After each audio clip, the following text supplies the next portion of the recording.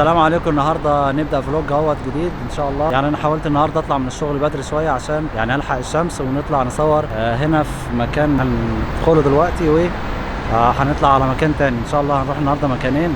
المكان الاول الفيدينخا، لو حد هنا في موسكو هيبقى عارفها كويس. الفيدينخا على محطه اسمها فيدينخا على الخط البرتقالي.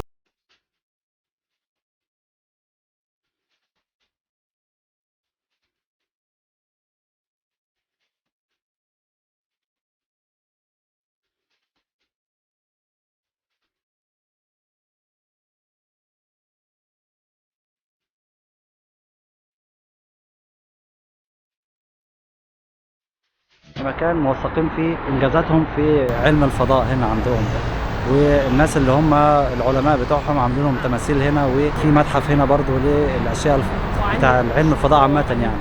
فخلينا ندخل ونتفرج.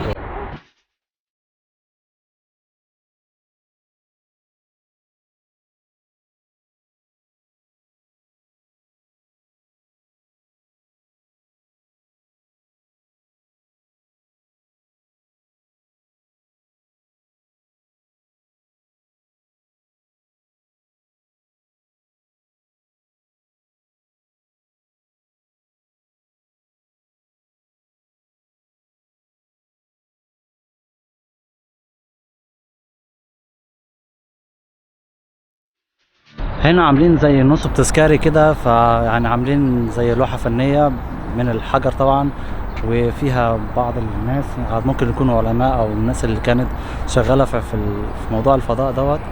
وبعد كده في حاجة زي سهم كده طالع للسماء، وفي اخر السهم دوت في زي يعني رمز كده للصاروخ، يعني رمز بان صاروخ وطالع للسماء.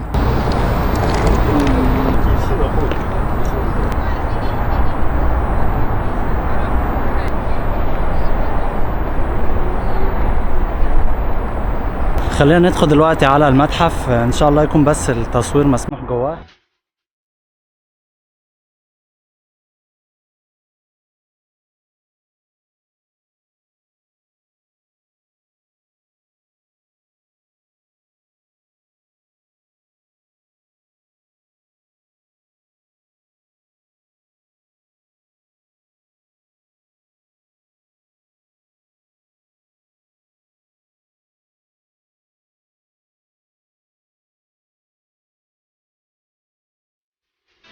دخلت اهوت، وطبعا سالت الاول قبل ما ادخل ممكن اصور ولا لا، فقالوا لي ممكن تصور بس هيبقى بفلوس يعني. فانا التذكره ببلاش عشان تدخل الموزه، ولكن عشان اصور فدفعت 250 روبل 230 روبل، فده عادي يعني مش كتير يعتبر.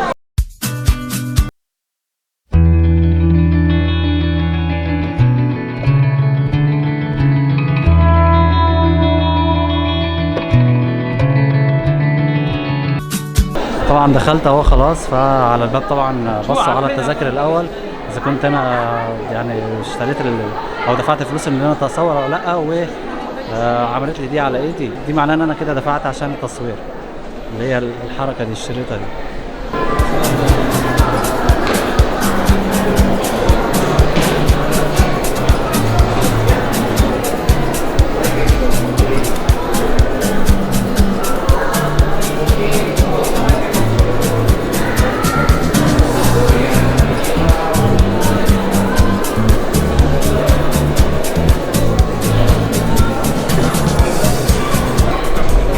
طبعا هنا كلها نماذج مصغره، يعني التاريخ بتاعهم كله في الفضاء وكل الاجهزه.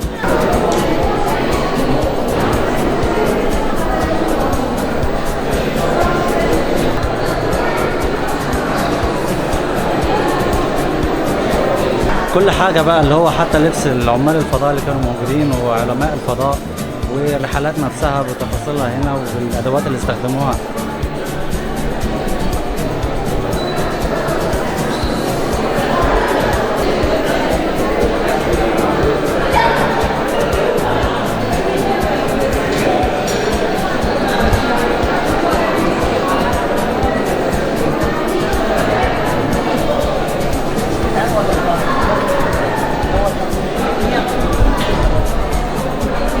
هو عامة الروس يعني بيعتزوا دايما بالتاريخ بتاعهم في الفضاء، لان هم ليهم مكانة معروفة في المجال ده.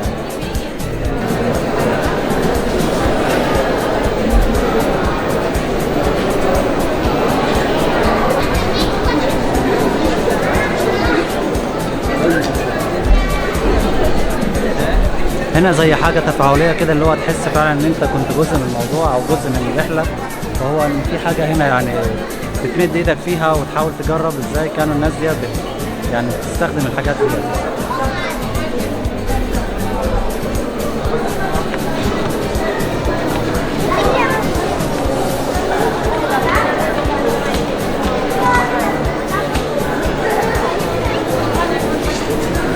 اعتقد دي احلى حاجه بقى ممكن الواحد يعملها هنا، ان انت تدخل جوه مركبه فضاء فعلا. فهو هنا الناس واقفه بالطابور، اللي هو انت ممكن تدخل ويعني تحس جوه فعلا بالجو بتاع ان انت جوه مركبه فضاء يعني. هناخد لفه ونرجع نقف، عشان يعني نرجع نقف ندخل ان شاء الله جوه نصور.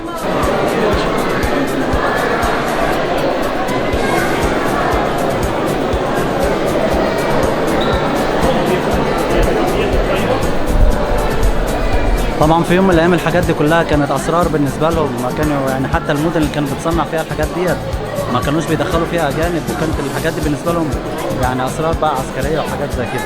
انما هم دلوقتي بيعرضوها يعني يعني كحاجات ذكراهم يعني. وطبعا الحاجات دي كلها ما بتمثلش حاجه بالنسبه لهم دلوقتي، يعني هم دلوقتي الحاجات اللي فعلا فيها اسرار وفيها يعني حاجات المفروض ما بتتعرضش ما بيعرضهاش. دي بس الحاجات القديمه قوي يعني.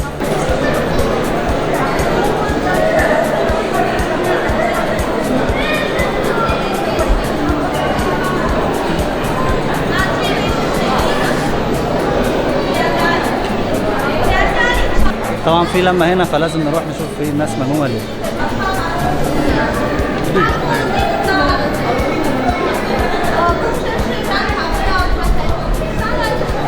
ده فوق سياحي، المفروض ان هو فوق سياحي صيني، وحد واقف وبيشرح لهم يعني الدنيا. هنا بقى الابطال بتوعهم في موضوع علم الفضاء، ويعني العلماء والناس اللي اشتغلت في العلم ده يعني.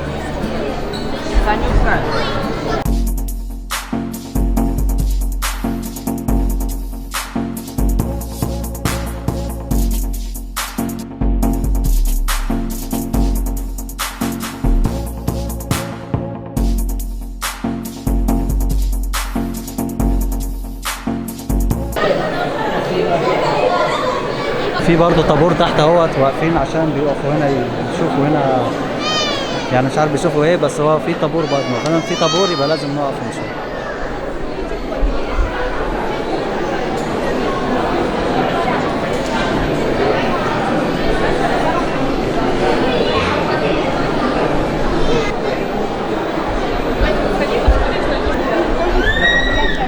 طبعا انا واقف دلوقتي مستني دوري في ان انا ادخل بقى اركب مركبة الفضاء لاول مرة في حياتي يعني، واخر مرة غالبا.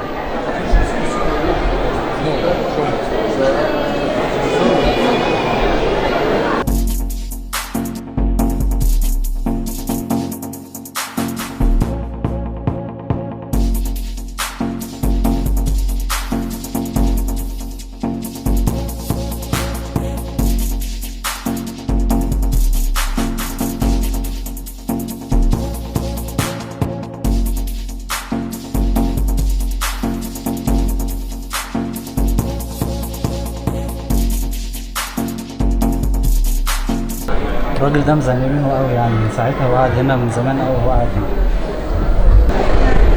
لا بس هي مركبة صغيرة قوي يعني. انا كنت فاكر ان انا هدخل وامشي بقى وهاخد وقت يعني. هو هنا دي شاشة مش عارف انها بتعرض فيلم كده قصير، ان هو يعني انت بتعرض طيارات وبتعرض عربيات شحن وحاجات زي كده. فغالبا ديت يعني بيعرضوا ازاي بينقلوا الاشياء وبينقلوا الاجزاء بتاعه الحاجات دي، او ازاي بيشتغلوا. بس انا لسه هنبص ونستنتج يعني.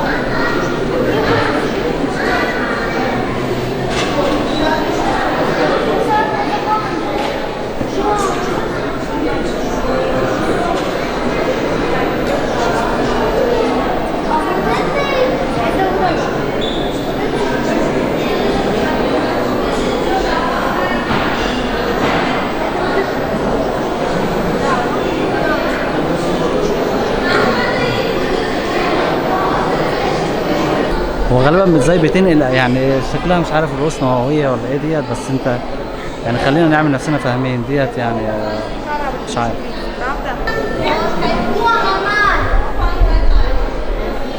هو الجزء ده المفروض ان هم كانوا بينقلوه يعني في الفيلم دوت، فهو الجزء ده هو اللي كان بيتنقل بيه في الفيلم ده يعني.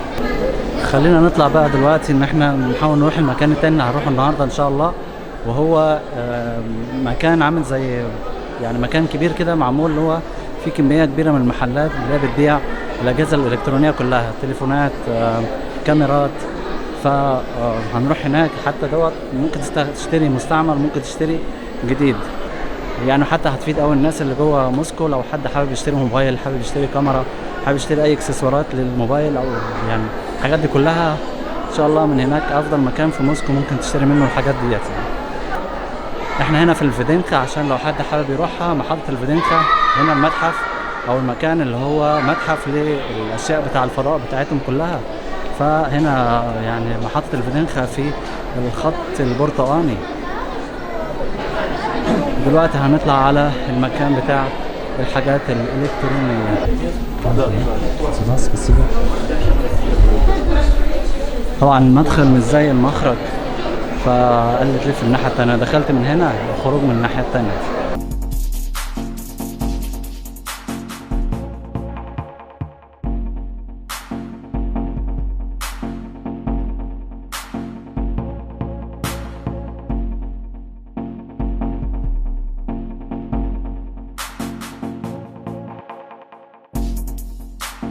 عايز اقول لكم ان انا بدفع فلوس اهوت عشان اصور الفيديوهات. مشيت النهارده من الشغل بدري، وده طبعا هيتخصم من المرتب، ولما دخلت دفعت ثمن التصوير. حط بقى لايك واشترك في القناة وفعل الجرس.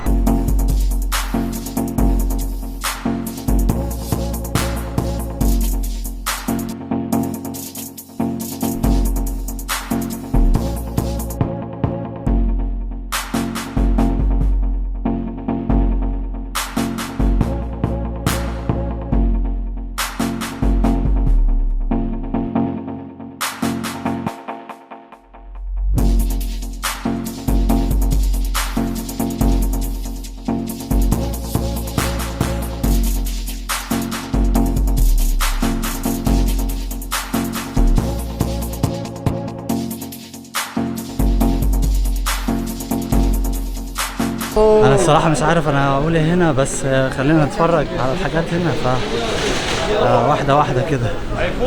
انا الصراحه اللي عجبني هنا ان في كاميرات والعدسات كلها، فانت مش محتاج ان انت تعمل تشتري عن طريق امازون او كده يعني.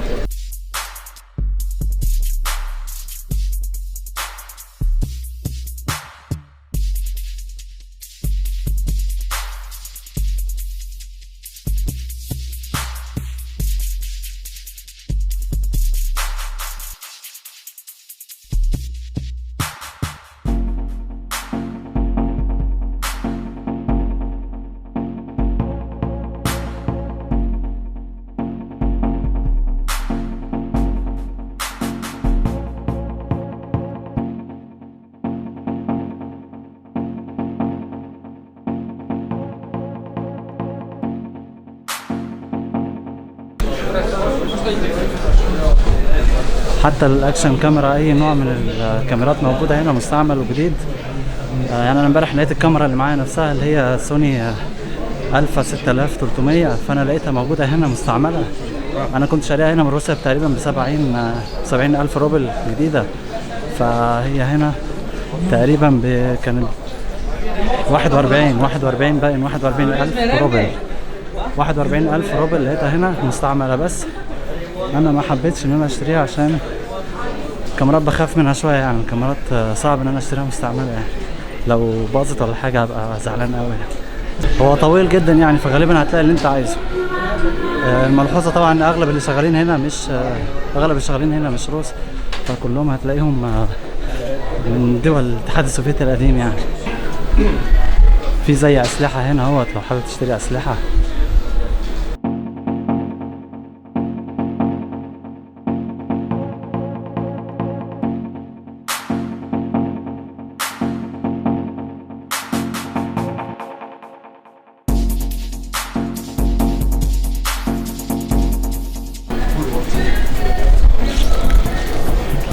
اللي هو انا ماليش خبرة فيهم يعني، اسمها مطار ولا اسمها ايه انا مش عارف.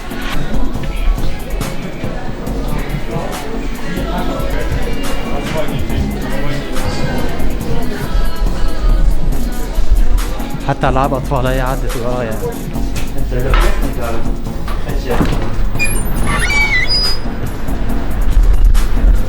بس كده خرجت، هو 5 دقايق يعني، لو انت مشيت بأكبر سرعة عليك 5 دقايق في المكان هتعديه كله، او يعني 7 دقايق عشان تعدي المكان كله يعني.